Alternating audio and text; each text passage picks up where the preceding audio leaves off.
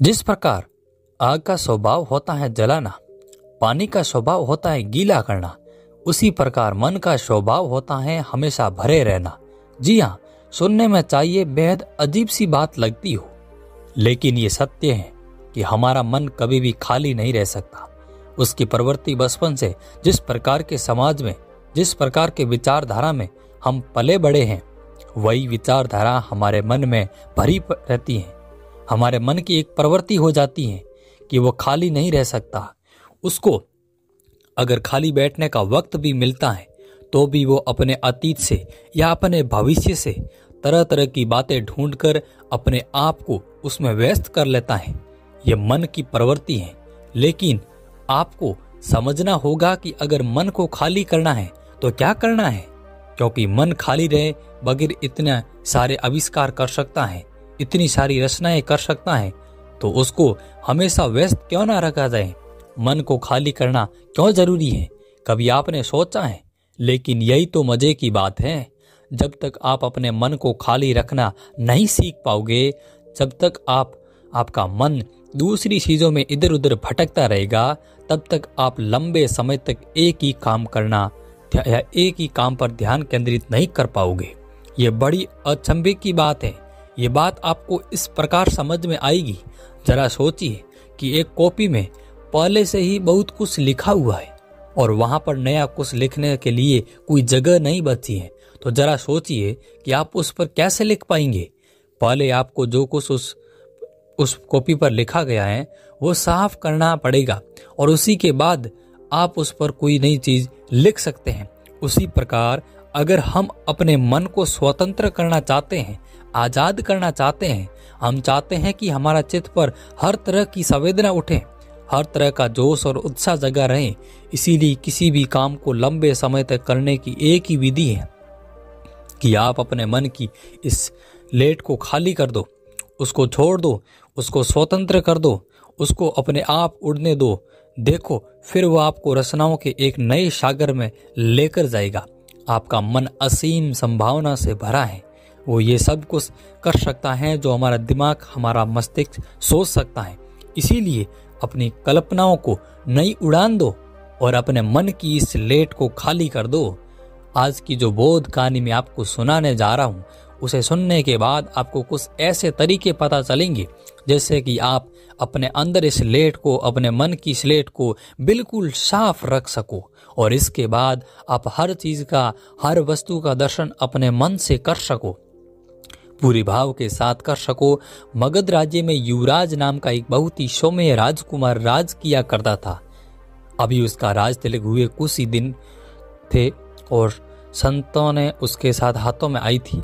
उसके पिता यानी कि पुराने राजा उसके अंदर बहुत सारी संभावनाएं देखते थे।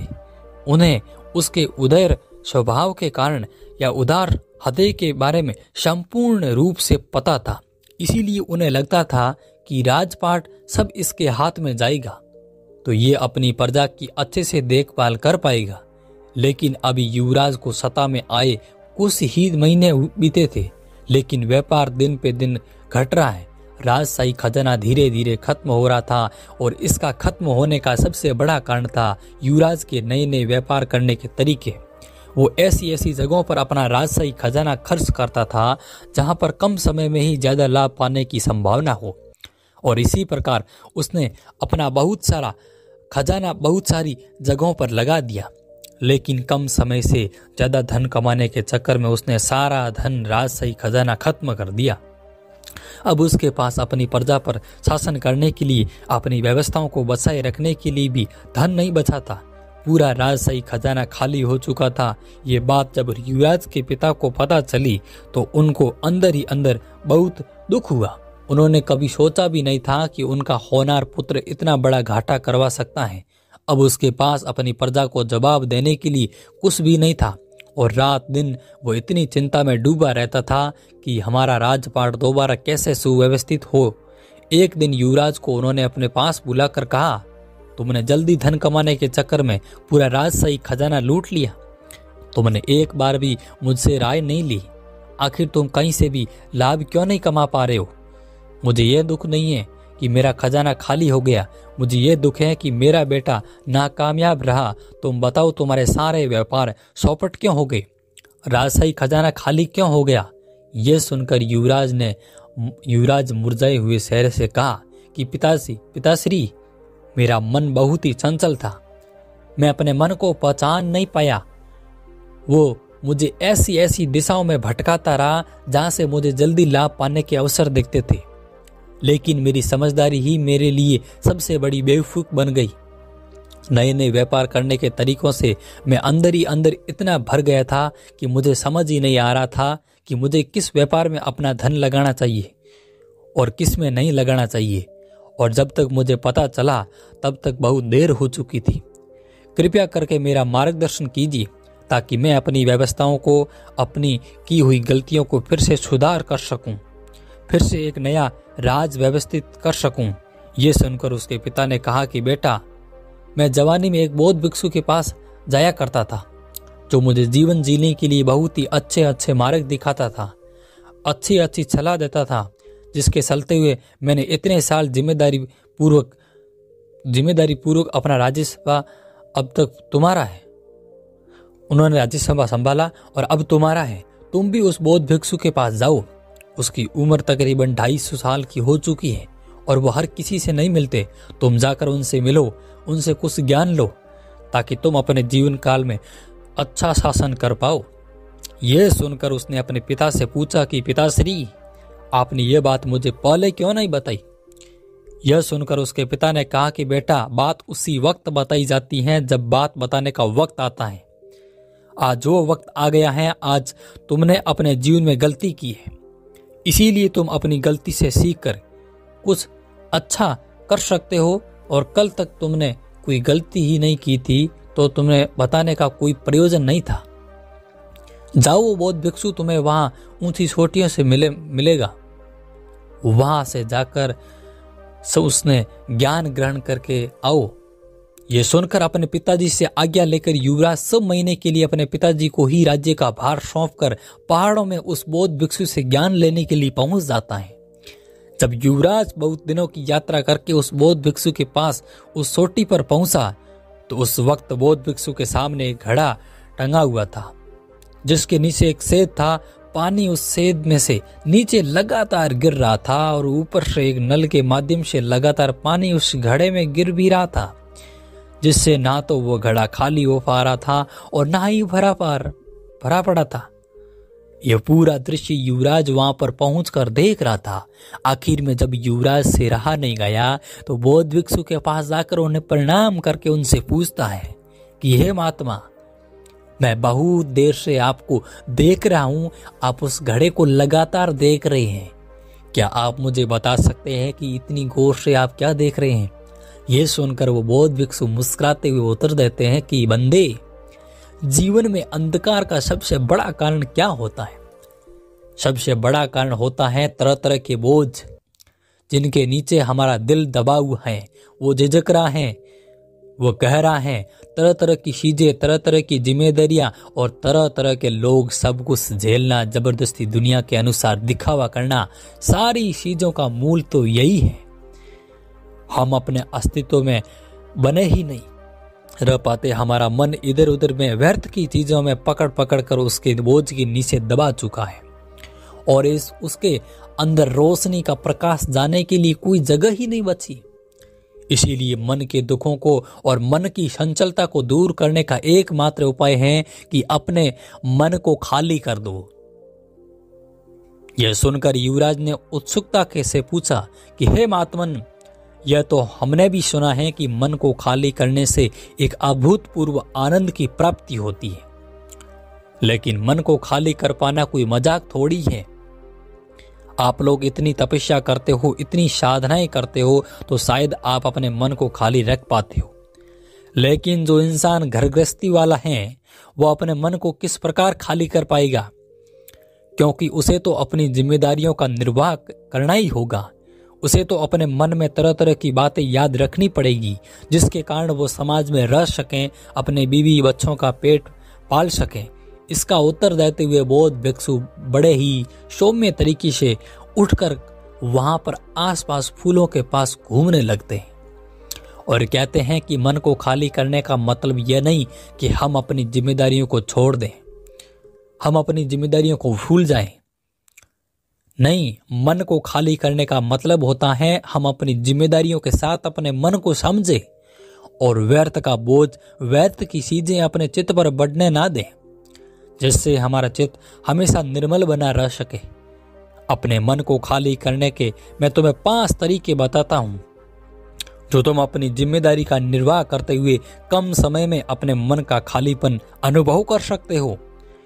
सबसे पहले, हमारे मन की सभी प्रक्रियाएं हमारी सांसों के साथ जुड़ी होती हैं। हमारी सांसें ही निर्धारित करते हैं कि हम किस तरीके से व्यवहार करेंगे, और जब हम अपनी सांसों की व्यवस्था तोड़ते हैं, जब हम उसमें उतार चढ़ाव करते हैं, तो हमारी पुरानी आदत और हमारा चित्त एकदम खाली होने लगता है। पूरा बोझ उस पर से हटने लगता है, जैसे कि तुम कोई ऐसा व्यायाम कर सकते हो जिससे कि तुम्हारी सांसें उबरने लगे, तुम्हारी सांसों के चलने का कोई क्रम ही ना बचे। और उस वक्त जब तुम्हारी सांसें उबरने लगे तो तुम्हारे चित्त के सारे विचार एकदम खाली हो जाते हैं। और यही रहस्य है, जब भी तुम्हारी सांसें कोई भी व्यायाम, जैसे कि तुम कुछ दूरी तेज के साथ दौड़ सकते हो जिससे तुम्हारी सांसें बहुत तेजी से उबरने लगे, या फिर कोई नाच गाना इत्यादि भी कर सकते हो जिससे कि तुम्हारी सांसों की व्यवस्था, तुम्हारी सांसों का क्रम टूटने लगे। मन को खाली करने के लिए दूसरी बात समझने की यह होती है कि हम अनजान लोगों के साथ बातचीत करने की कोशिश करें। आपको लगता होगा कि मन को खाली करने के लिए अजनबी लोगों से बात करने का क्या मतलब है, लेकिन ये बात समझने की होती है कि जब हम अजनबी लोगों से बातचीत करते हैं तो हमारे मन का भय, हमारे खुद का आकलन करने का नजरिया, वो सब टूटता है। हम अक्सर किसी भी अजनबी आदमी से इसीलिए बात नहीं कर पाते कि नहीं वो क्या सोचेगा, मैं तो उसको जानता भी नहीं हूँ, मैं उससे ऐसी क्या बात करूं। लेकिन जब आप पहली शुरुआत करते हैं किसी अजनबी आदमी से बात करने का, तो आप खुद का आकलन करने की बजाय सीधा मैदान में कूद पड़ते हो। इसकी वजह से आदमी का जो जजिग्नेचर होता है, खुद को आंकने का जो नजरिया होता है, उसकी विचारधारा होती है, वो सब टूटती चली जाती है, मन खाली होने लगता है। इसके बाद तुम अपने मन को खाली करने के लिए बच्चों के साथ समय व्यतीत कर सकते हो। बच्चों के साथ जब हम अपना समय व्यतीत करते हैं तो हम भी बच्चे ही हो जाते हैं, हमारे मन एक बच्चे की तरह निर्मल हो जाता है। और इसलिए अगर आप छोटे बच्चों के साथ अपना समय बिताते हैं तो उससे भी आपका मन खाली होने लगता है और एक बच्चे की तरह आपका मन निर्मल होने लगता है। आखिर लेकिन सबसे जरूरी सूत्र मन को खाली करने के लिए जो मैं तुम्हें बता रहा हूं, उसे पूरे ध्यान से सुनना। और ये कहते हुए उस बौद्ध भिक्षु ने कहा कि अपना जो भी काम तुम करते हो उसे पूरी जागरूकता के साथ करो, उसमें पूरा रंग जाओ, उस काम को ही अपना सब कुछ मान लो। इधर उधर से अपने सारे काम का छोड़कर अपने विचार एक जगह केंद्रित करके, संगठित करके सिर्फ यह सोचो कि सिर्फ ये काम है जो मुझे इस पल में करना है। इसके अलावा दुनिया में कहीं भी कुछ भी हो रहा है उससे कोई मतलब नहीं है। हमें अपना पूरा विचार, पूरा मन उसी काम पर लगाना है, चाहे वो कितना भी छोटा क्या ना हो, चाहे आप खाना खा रहे हो, चाहे आप पानी पी रहे हो, लेकिन एक बार में एक काम को करते रहिए, पूरी जागरूकता के साथ, पूरी सम्मिलित होकर करो। और इन्हीं जिम्मेदारियों का निर्वाह करते हुए, पारिवारिक जीवन जीते हुए तुम अपने मन को एकदम खाली करना सीख सकते हो।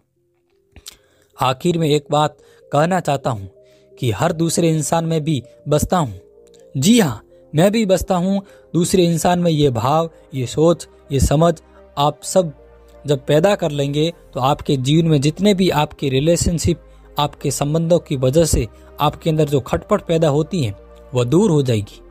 क्योंकि जब हम दूसरे इंसान को देखते हैं और ये समझ पाते हैं कि वो जो कर रहा है तो शायद मैं भी उसकी जगह होता तो मैं ही ये कर रहा होता, या कुछ ऐसा ही होता, मतलब उस इंसान में भी बसता हूँ, मेरी विचारधारा उससे मेल खाती है, मेरी विचारधारा उससे ज्यादा भिन्न भिन्नती नहीं है। अगर वो परिस्थितियां मेरे साथ होती तो मैं ऐसा ही कर रहा होता। और जब आप ये समझ पैदा कर लेते कि आप हर चीज में, हर मनुष्य में, हर प्राणी में, हर कण में, प्रकृति में, हर जगह आप खुद शामिल हो, हर चीज में आप हो और आप खुद बसते हो, दूसरी चीजों में तो आप ब्रह्मांड के उस रहस्य को जान पाते हो जिससे हम कहते हैं कि हम ब्रह्मास्मि हैं, मतलब मैं ही ब्रह्मांड हूं। तो दोस्तों, कैसी लगी ये कहानी? कमेंट सेक्शन में जरूर कमेंट करके हम जरूर बताना, और कहानी अच्छी लगी है तो इस चैनल को सब्सक्राइब जरूर कर लेना। और मिलते हैं अगली कहानी में, तब तक बने रहिए। जय भारत, जय हिंद।